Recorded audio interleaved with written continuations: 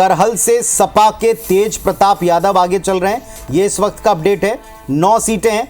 Phulpur seat पर BJP के दीपक आगे चल रहे हैं और इस वक्त शिवशरण सिंह साहब वरिष्ठ पत्रकार लखनऊ से हमारे साथ जुड़ गए हैं। उनका हम स्वागत करते हैं IBS24 पर। सिंह साहब, बहुत बहुत स्वागत है आपका। और जिस तरीके से इस वक्त उपचुनाव में रुझान दिखाई पड़ रहे हैं, यहां भी माना जा रहा है कि एक तरह से नाक का सवाल है वहां सीएम साहब के लिए भी, और जो पिछले दिनों 24 के चुनाव में, देश के चुनाव में देखा, यूपी से झटका लगा था बीजेपी को, क्या वो अब की बार कंटिन्यू रहता है या फिर डैमेज कंट्रोल हो जाएगा? ये सबसे बड़ा सवाल उत्तर प्रदेश के बाहर से लोग देखना चाहते हैं। हाँ, बिल्कुल। जो भारतीय जनता पार्टी को योगी आदित्यनाथ के नेतृत्व में जो उत्तर प्रदेश में पार्लियामेंट चुनाव हुआ और जो झटका लगा, उसको उस झटके को समाप्त करने का पूरा प्रयास योगी आदित्यनाथ के नेतृत्व में हुआ। इवन एक सीट 9 सीटों पर उपचुनाव हो रहा है और हर सीट पर मुख्यमंत्री की सीधी नजर प्रतिदिन रही है और उसकी समीक्षा करते रहे और हर सीट पर वो गए भी हैं कई एक राउंड, चुनाव के पहले भी और चुनाव के दौरान भी।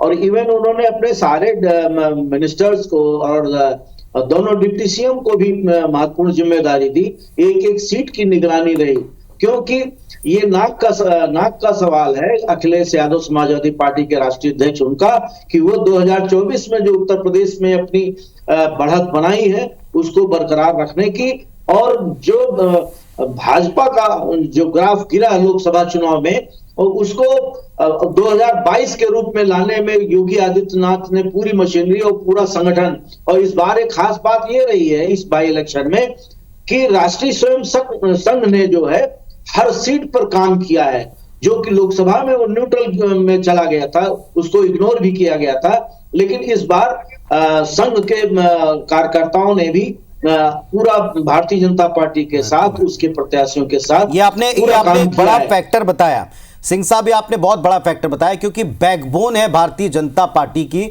जीत का आधार है संघ का एक्टिव होना।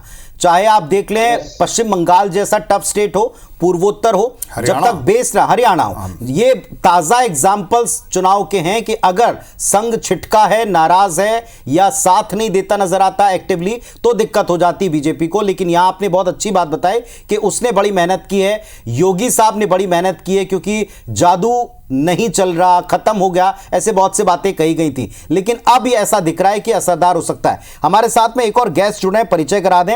एस इब्राहिम साहब हैं, वरिष्ठ पत्रकार, रांची से हमारे साथ जुड़ गए हैं। इब्राहिम जी नमस्कार, स्वागत है आपका IBS24 पर। वहां तो बड़ी टफ फाइट है साहब, 70 रुझान आ चुके हैं, 31 के ऊपर फिलहाल एनडीए बढ़त बनाए हुए और 38 के ऊपर जो है यहां झारखंड मुक्ति मोर्चा और कांग्रेस का गठबंधन आगे दिख रहा है। आपका क्या अनुमान है? देखिए, अर्ली रुझान जो है वो एनडीए के में थोड़ी खुशी दे रहे हैं, लेकिन ये अप डाउन होते रहता है। और मेरा जो आकलन है, जो मैंने रिपोर्टिंग की अलग अलग विधानसभा में जाकर, जी अभी भी वही है कि एज इंडी गठबंधन को है और सरकार बनाने के करीब इंडी गठबंधन नजर आ रही है।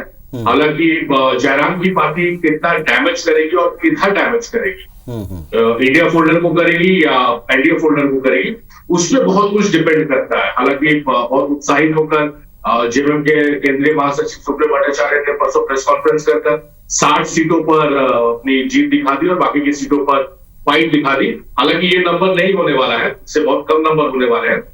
और 2019 के जो चुनाव नतीजे थे 49 सीट्स थी और उसके बाद क्या क्या परेशानियां हुई आप सब जानते हैं कि विधायकों को लेकर रायपुर जाना पड़ा, विधायकों को लेकर हैदराबाद जाना पड़ा। 5 साल तक ये खेल चलता रहा, तो उससे कुछ कम नंबर्स दिख रहे हैं मुझे। ये जो आपने जो बात की है ये टैली में रिफ्लेक्ट हो रही है। देखिए, आप 41 सीटें चाहिए और इंडिया इस वक्त 38 के ऊपर लीड करता हुआ दिखाई पड़ रहा है और एनडीए 31 के ऊपर है, और ये ऊपर नीचे तभी से चल रहा है। हालांकि एकदम शुरुआती है और ये आंकड़े जैसा आप भी कह रहे हैं कि ऐसे नहीं नजर आएंगे। एक सबसे बड़ा फैक्टर महिलाएं रही हैं, उनको डायरेक्ट बेनिफिट है। नाम सबके अलग अलग हैं, लेकिन सब डायरेक्ट खाते में पैसा डालने की तरफ ही अग्रसर दिखाई पड़ रहे हैं। उसका इंपैक्ट नहीं पड़ा क्या यहां, या सरकार पर भरोसा है मौजूदा? देखिए, जो मैया सम्मान योजना सरकार ने चलाई थी, जिसके तहत 1,000 रुपए महिलाओं के अकाउंट में भेजे जा रहे थे और कहा गया कि दिसंबर से वो 2,500 हो जाएंगे, इसका बहुत इंपैक्ट पड़ा है।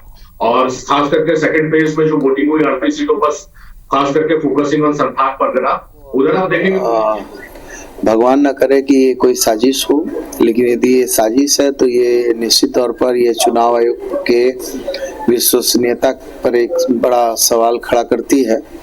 चूंकि अचानक सीसीटीवी का 45 मिनट तक बंद हो जाना ये अपने आप में एक बड़ा गहरा और गंभीर संदेह व्यक्त करता है, और मुझे लगता है कि इस तरह की चीजों पर जिला प्रशासन को भी और चुनाव आयोग को भी कड़ा संज्ञान लेना चाहिए।